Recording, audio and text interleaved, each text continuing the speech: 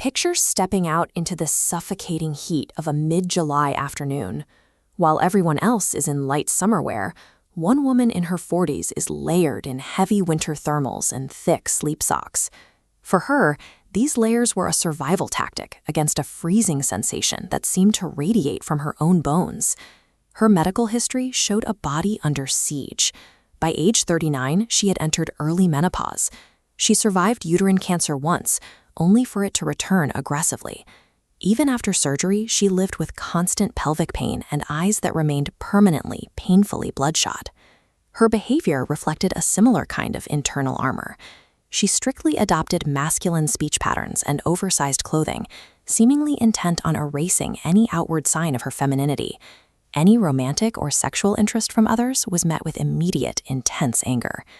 The sheer density of these physical and behavioral signals points to a deeper systemic issue. Her body appeared to be in a state of total conflict with its own biological identity. To find the source of this conflict, we have to look back 30 years into the high-stress environment of her childhood home. As a young girl, she repeatedly witnessed her father brutally attacking her mother. These outbursts were almost always driven by his pathological jealousy and a paranoid suspicion of her mother's infidelity. To a child trying to make sense of the violence, the conclusion was simple and devastating. Being a woman, and possessing the sexual energy that attracted her father's rage, was a death sentence. To be female was to be in constant danger. This raises a difficult question for modern medicine. How does a survival strategy adopted by a terrified child eventually translate into organ failure and the growth of cancer decades later? Chronic fear doesn't stay in the mind. It rewires the body's hardware. When the brain spends decades suppressing a traumatic identity, it sends constant signals to the autonomic nervous system to shut down the affected areas. For this woman, the subconscious need to distance herself from her own femininity created a psychological wall right at the center of her torso. This wall functioned like a literal dam.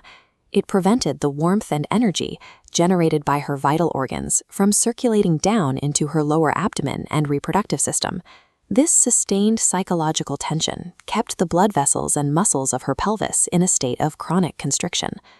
Over time, this lack of circulation created a stagnant, low-oxygen environment, the exact conditions where cellular waste accumulates and malignant cells can begin to take root. In this light, her recurring cancer was more than a genetic error.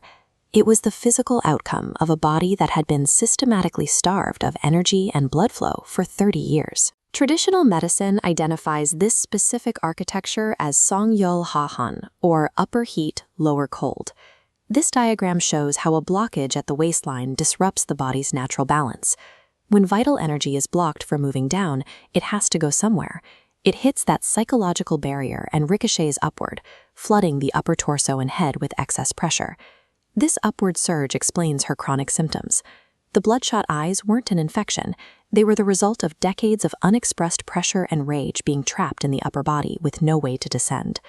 Below the barrier, the opposite was happening. Her lower body was an energetic void, starved of heat and movement. This explains why she felt a freezing chill in her legs even in the peak of summer. Surgery could remove the tumors, but it couldn't remove the blockage. As long as the Songyul Hahan pattern remained, the body was essentially programmed to keep creating the environment that allowed the cancer to return. Realizing that standard treatment wasn't enough, she turned to a radical psychological ritual.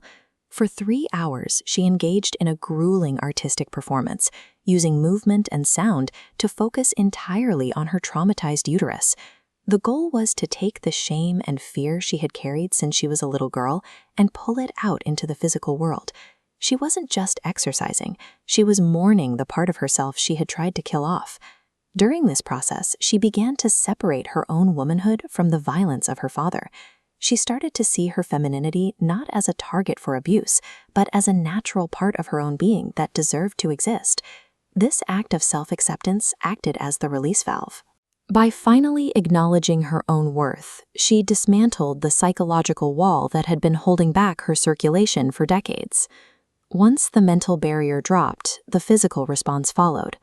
The pressure in her upper body began to subside, as the trapped heat finally moved down into her lower half. The results were immediate and visible.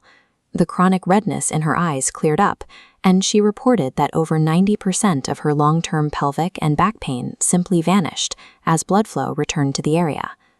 6 years have passed since that ritual. By continuing to work on her psychological well-being and accepting herself, she has remained entirely cancer-free, without a single recurrence or metastases. This case suggests that for some, the path to physical recovery must begin with the memory. It indicates that when the mind finally feels safe, the body can finally stop maintaining the rigid, self-destructive defenses that lead to its own decay.